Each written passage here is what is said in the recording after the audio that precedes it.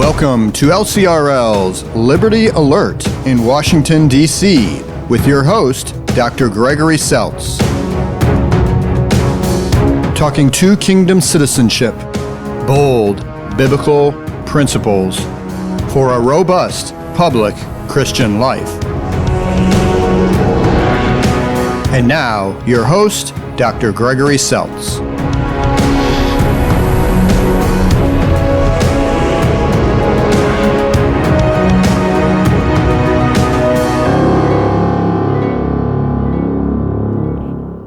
Hello, I'm Dr. Gregory Seltz. Welcome to this week's Liberty Alert, Wednesday, June 23rd. Again, this is our weekly deep dive into living as two kingdom citizens in the world today for the sake of the culture. See, that's one of the things that people forget. This isn't just to protect the church or protect the church's voice. This is because the church's voice really matters, and we need God's preserving law in our culture, because it can get much, much worse than what it is today. Remember what our tagline is: good politics cannot save us. We've seen that over and over and over again, but bad politics can destroy us. And so, again, the Founding Fathers understood that. That's why they bound power. They realized that we have dignity, but we also have depravity in our hearts. And so the key for solving our problems was a religious changed heart and a self-disciplined life in service to one's neighbor. And that was something the government could not, and here's the other side, should not do, because they always mess that up. So again, there's a lot of things to talk about today in that regard. Some good news. And of course, the challenges still remain out there.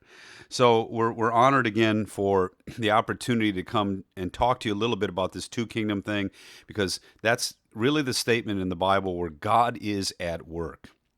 Like Jesus says, give to Caesar what is Caesar's, give to God what is God's. And the point is, God's at work. God the Father is at work preserving the world. He created the world. He preserves the world. And then he sends his Son to save the world. But that preserving and saving work are radically different. So we need to ask the right questions. What would the Father have us do so that this sinful world could be preserved?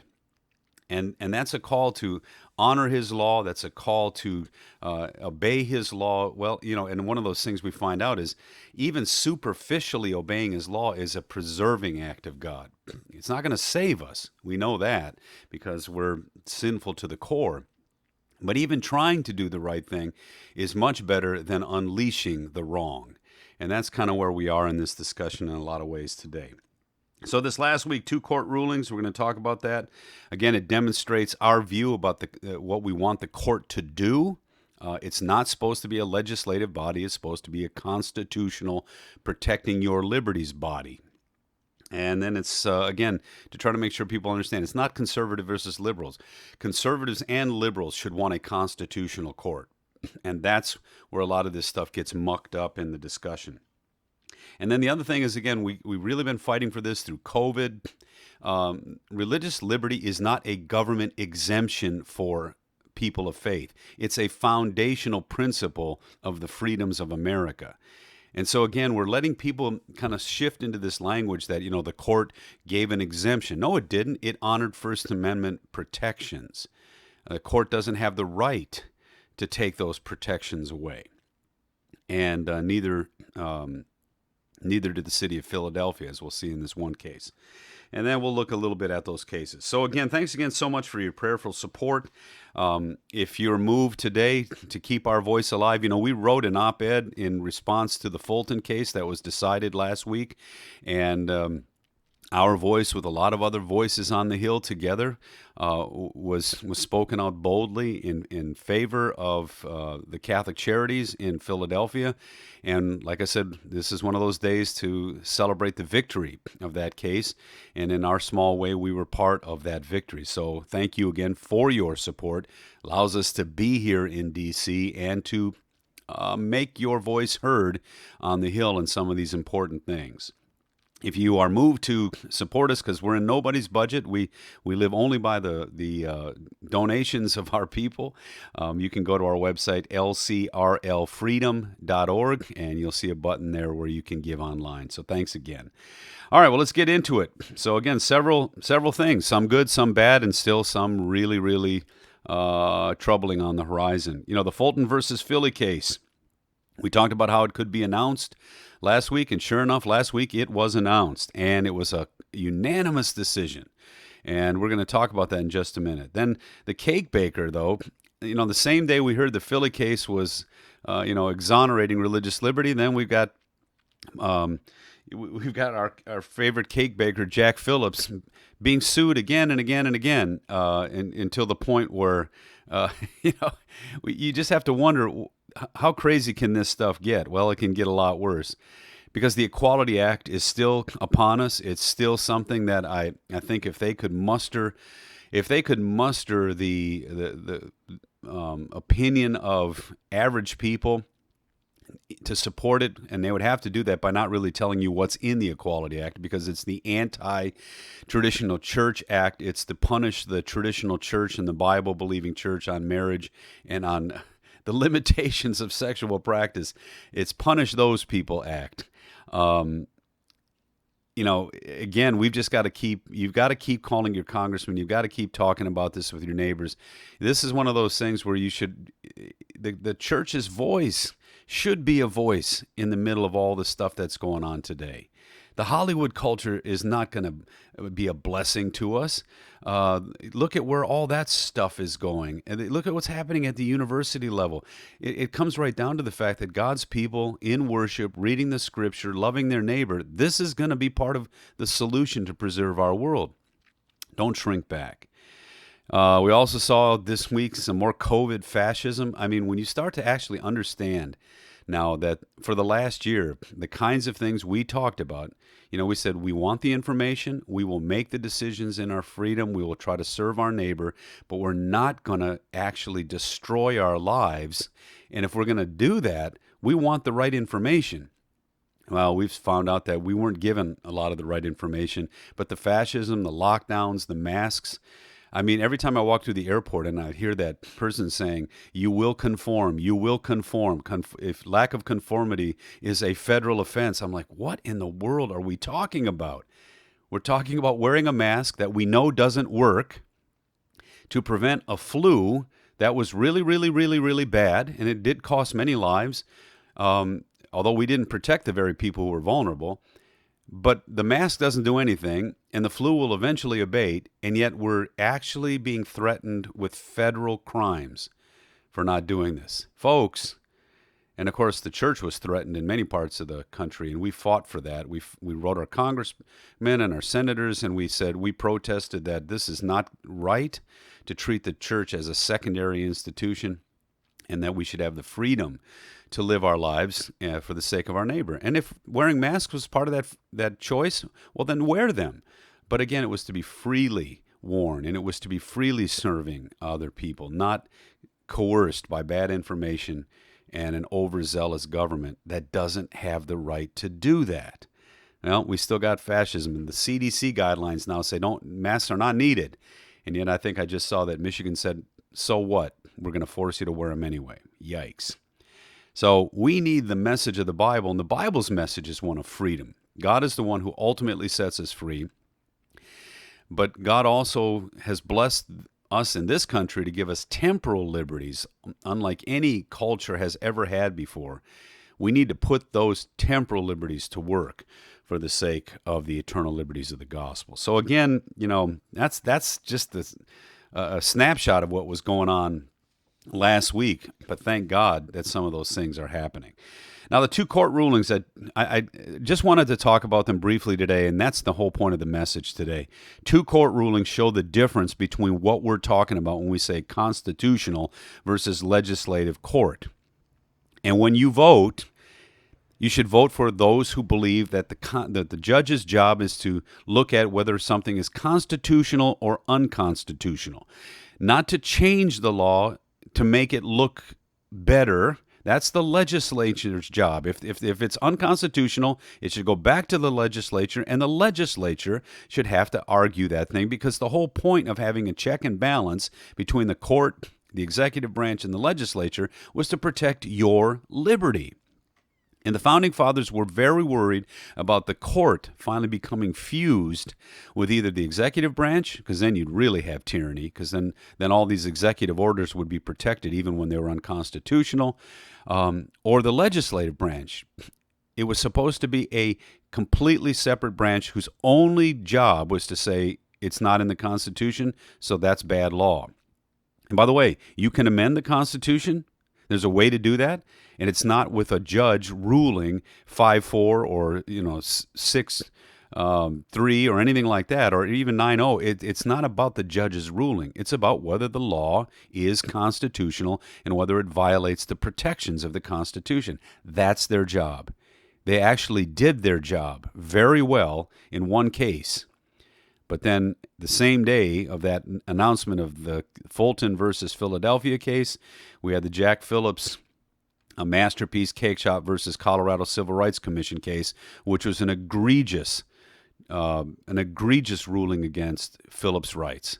And anybody out there, I don't care what your views on sexual orientation are, sexual practice are, you don't have the right to tell someone who has traditional values, who believes that marriage is between a man and a woman, who believes that there's such a thing called fidelity and chivalry or any of those kind of things. You don't have the right to say, well, sorry, we're going to put you out of business because we don't agree with you. It should, in that sense, it should be live and let live. Isn't that what kind of the whole liberal mantra was in the 60s? Live and let live. Don't tell me how to live. Well, here they're using the force of law to make this guy do stuff that he doesn't want to do. Anyway, we'll talk about that in just a minute. But first, let's talk about a hooray. Hooray for the Supreme Court. They did their job. That's all they did. It doesn't solve all our problems. It means we still got to be good neighbors to one another. It means we have to still learn to love people we don't always agree with. It means all those things.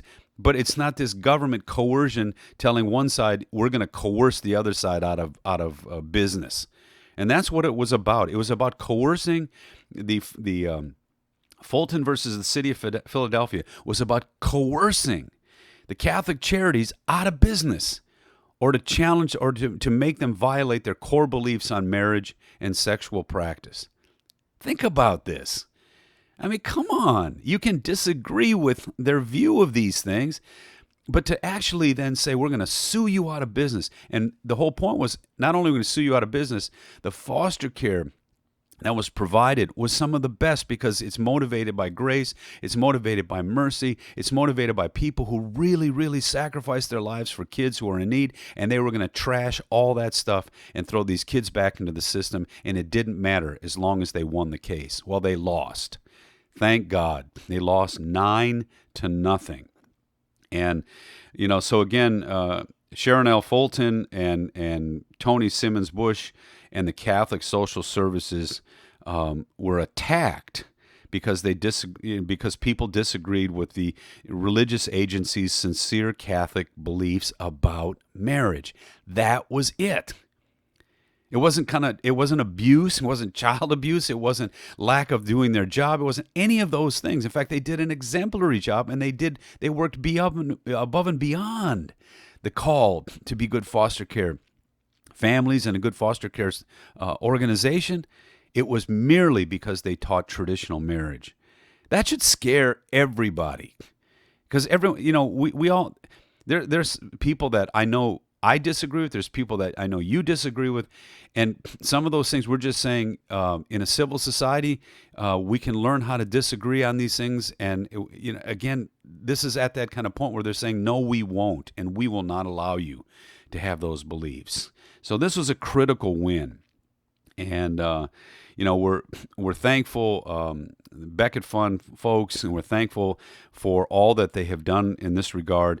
And like I said, I was able to write an op-ed on this. I know there are a lot of op-eds out there about this a little while back, and in our small way, we just participated with the growing voice of a confluence of Christian voices and freedom voices. And not all of the people that agreed with our position in the Fulton case were Christians. This goes beyond the Christian church. This is a fundamental freedom issue. And that's why you saw the court rule 9-0 on this. And that was pretty impressive. But the whims of the court are what we always struggle with. So this was an important win, obviously, for the two moms and for the kids. I think this is something that we can celebrate because that means that those who are truly, truly in need are going to be helped. And if people have a disagreement with the Catholic Church's view of marriage, there's plenty of other organizations that people can go to be part of the foster care system. That's what always bugs me about this. They make it out like, well, if the Catholic Church can do that, then people won't be serviced. It's just not. That's a lie. You know, we wrote an op-ed piece on this, that said, why does every deli need to be kosher? You know, when you go into New York City, there's kosher delis, there's non-kosher delis, all the different things that are going on. There's all kinds of different ethnic foods. Why does everybody have to be exactly the same according to this new kind of fascism? And the answer is they don't. And so if you want a kosher food, then there's a deli for you. If you want non-kosher food, there's a deli for you. And that's basically what the court ruled today. Now, whether you believe that there should be those kinds of foods or not, that's another question. But that's something to work out in freedom with your neighbor, not something to work out with the heavy hand of the law. And so this was a critical case because the judges agreed that it was insufficient for the government to cite a general interest in equality or dignity to trump religious freedom, and in this case, exclude Catholic services and put people at risk with no, and they had no desire to actually help those kids. So again, we're a pluralistic society, and this is one of those times, again, when the government did its job and protected religious liberty, First Amendment stuff. And there's a growing wave of people who disrespect the First Amendment, who don't respect the traditional views of morality and ethics and those things. We get that, but they are weaponizing politics, and they are going to try to bring people to their knees if you disagree with them. No matter how lovingly you disagree with them, no matter how humbly you disagree with them, they don't care. They're going to put you out of business if they can. And people should actually be fighting that spirit. I don't care if you're liberal. I don't care if you're conservative. You should be fighting that spirit. And so again, the sad part about this is that on the same day that Fulton hit, we also then found out that poor Jack Phillips, you know, our cake baker in Colorado, he's been sued again, and another judge actually agreed with the person who was suing Jack Phillips. And remember, all Phillips is saying is that he services everybody in his store the same. You can come in and buy anything you want, but there are certain limitations to what he will do if you come in and ask him to do something that's against his conscience. So he's already said, you know, I'm a Christian business, and I don't make cakes for certain things. You know, I remember I walked into a business that said no shirt, no shoes, no service. What? If a guy decides he wants to come in with no shirt and no shoes, I got to serve him? What? I can't limit, you know, those kinds of things. And here's all he's saying is, I will serve anybody who comes into my store, but I will not make something that's not in my store that violates my conscience. So I would even ask you, I would say, you know, think of it this way. So if someone walks in and says, well, I want you to make a cake that's shaped in the way of male genitalia. He would say, no, I won't do that. Well, I'm going to sue you because that's what I want. Well, this one is about, I want to celebrate, I guess it was gender transition surgery. And he said, well, I don't, that's not something I do. And so he was literally sued. And this is all fabricated. Every time he wins a case, then they always have someone ready to sue him again because they want to put him out of business. Is this the spirit of the country you want to live in? And again, they can walk right down the street to another bakery that will happily do this for them. Happily, joyfully. In fact, they'll make it and put it outside just so you have to look at it. But again, they want him to do it, and they're going to force him to do it. Isn't that amazing? Again, when you start to think about this country being that punitive. See, folks, for those of you who think, you know, talking about fascism, that's fascism. That's what it is. It's when religious conscience is thwarted, when the government can tell you what you're going to do, what you're going to pay, how you're going to live. That is what fascism is. And I always kept hearing how Donald Trump was a fascist. All of his executive orders gave power back to average people. The executive orders of today are taking all that power back to the government, and yet nobody's worried about it. And then here you see something like a court ruling again. He's lost 40% of his business during the first lawsuit, and he's still encouraging he's still being these legal challenges. He's still encountering them. And he just says, Phillips just said, yeah, but it's worth the fight. These liberties are important. They're not just important for me, they're important for everybody. And again, this should demonstrate to you very clearly what we were talking about before last election. This is not a conservative liberal issue. This is a constitutional versus legislative judiciary issue. So, if you're one of these people who says, well, I don't want to vote for them, they're going to put these conservative judges. They're not conservative judges. They're constitutional judges. They understand the limitations of their role. Their role is not to look at a societal injustice and say, well, since the legislature didn't deal with it, since the executive branch didn't deal with it, we'll deal with it by creating a law out of whole cloth.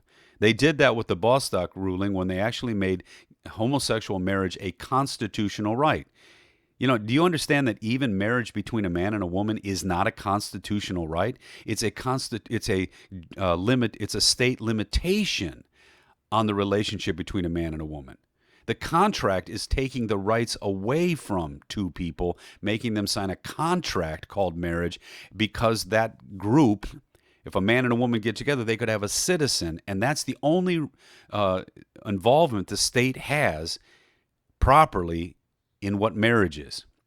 They're not defining marriage. They're just contracting. They're taking away the rights of a man and a woman because they don't want to raise the new citizen they could potentially have. And the man and the woman are the only relationship that could have that within their relationship. Everyone else has to go outside of their relationship to do that legally and everything. So the government should have nothing to do with that. And the last thing you want the government to do is define what a good relationship is.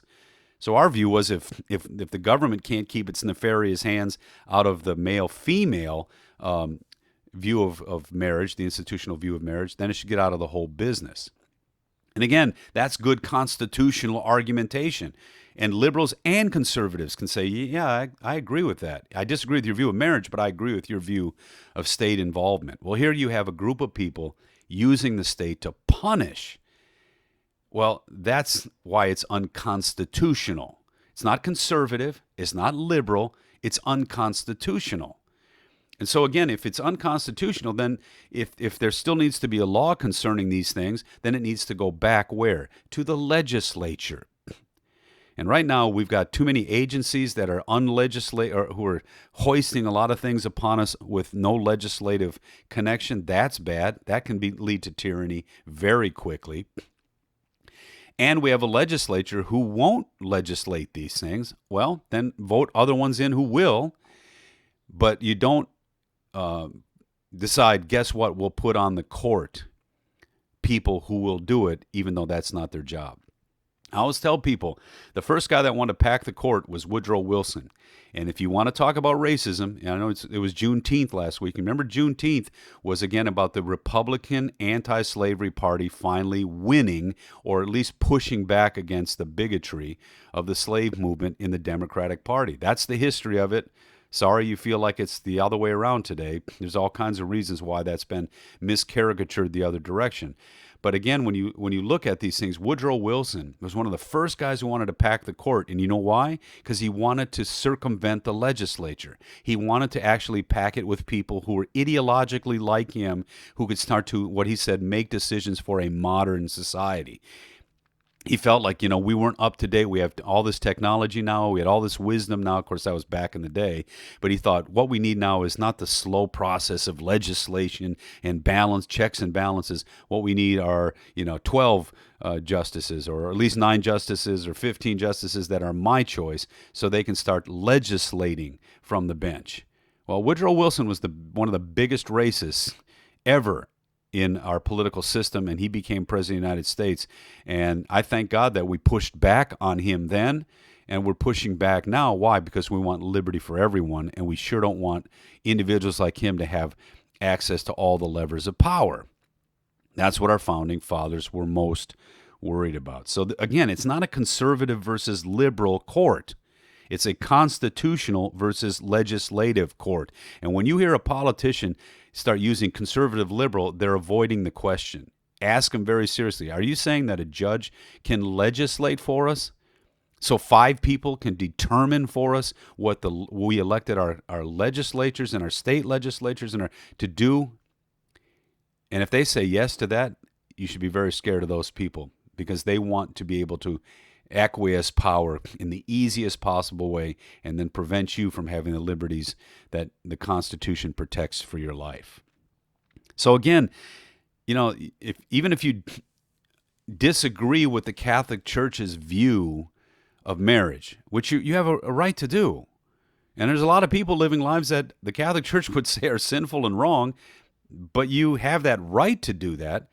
But we also have the right to proclaim the whole counsel of God, because I'm going to tell you, we need more moral people. We need more chaste people. We need more self-disciplined people. We need more mercifully driven people. We need more of that in our culture today. And the Catholic Church and the Christian churches around the country bring that voice to the public square. So again, this is not a conservative liberal thing. This was let those voices still be heard. And then you have the right to choose and to make those choices in your life as a free citizen. And if you're a conservative or a liberal, you should agree that that's the right way to do it, at least in this country. Now, what's also interesting is we keep hearing these conscience protections, well, they voted for the exemption. This is not an exemption. I'm getting so tired of that language. It's wrong. First Amendment protections are not exemptions. They're fundamental freedoms. All the court did was honored the fundamental freedom of religious liberty here. And it said sticks and stones can break your bones, but names should never hurt you. And if people disagree with these things, they got to learn how to deal with this and learn how to be civil and learn how to be good neighbors. We're not going to take sides in this conscience issue, and we're sure not going to let the power of the federal government determine who can talk and who can't talk. And so when you start thinking about this you got to, even when people say, well, they gave them an exemption. No, they didn't. They honored their fundamental freedom. And religious liberty, the Founding Fathers understood that if religious liberty were actually happening in our country, then everyone's liberties would be protected. And virtually every group that came here, this is the big lie about 1619. People didn't just come here for economic reasons. Many, many, many of the people who came to America was for religious liberty reasons. In fact, even the Lutheran Church our church didn't come till 1839. But we were being persecuted in Germany or Prussia at the time. And people were going to jail for teaching and preaching what we taught. And so one of the choices was, well, maybe we can go to America and we can start our own community there because they have religious liberty. And if you look at the charters of many, many of those first groups that came here, look at 1620 already, It's the religious liberty thing that was fundamental. And that's why the Founding Fathers, and there were a few of them that were more deist-oriented, but there's a whole lot of Orthodox Christians in those Founding Fathers. That's one of the, and Jefferson, who may not have been one of the most, he was in church all the time. Maybe he wasn't one of the most publicly Orthodox Christians. He was the one who put religious liberty and religious freedom, along with others, in that First Amendment. Okay, so again, that was a first freedom. It was a fundamental freedom. It was a God-given freedom. It's not an exemption by the government. So again, conservative conscience protections are not exemptions, but inalienable rights. And they're rights that if they're undergirded by the government and protected by the government, then there's going to be freedom for everyone in this country. And that's what we're fighting for with religious liberty. We do want people to come to faith in Jesus, but not through coercion, not through government coercion. But we also want to be free to speak the whole counsel of God without fear of government coercion. And so if we don't win these cases, already in Finland, some of the Western cultures, I've talked about these secular blasphemy laws. They're coming. If we don't push back on this now, you're going to find out that just being a Christian even just believing in Jesus as the only Savior of the whole world, sooner or later that'll be classified as hate speech. And you're going to find that you could go to jail for believing that. That's just, in America, that's lunacy. And that needs to be put back in Pandora's box. But again, we see what's going on in Finland right now, where a pastor and a politician is actually, they've been arrested and threat of incarceration for believing in traditional marriage and traditional biblical mores. So I guess if someday I preach again about how you shouldn't live together, you shouldn't have sex before marriage, and that those things are destructive to intimacy and destructive to long-term marital health and blah, blah, blah, blah. If I preach that now, which the Bible is very clear about, I could be subject to going to, prison for that too. And yes, those days could be coming if we don't push back now. So again, I just wanted to, this is a hooray, and also, but let's not be, let's not get too excited, because while 9-0, and I thought that was amazing, that was a 9-0 ruling. That's great. And again, when I was able to write that opinion piece on it back in the day and just join the LCRL's voice to that, what a privilege. Of course, like I said, it puts you out there, and it makes, if we'd have lost this case, then people could have said, who are the ones that wrote the op-eds? Let's go get them. Well, we didn't worry about that. We tried to do the right thing, and we tried to do the right thing for everyone concerned. And we're just proud that we were a part of that.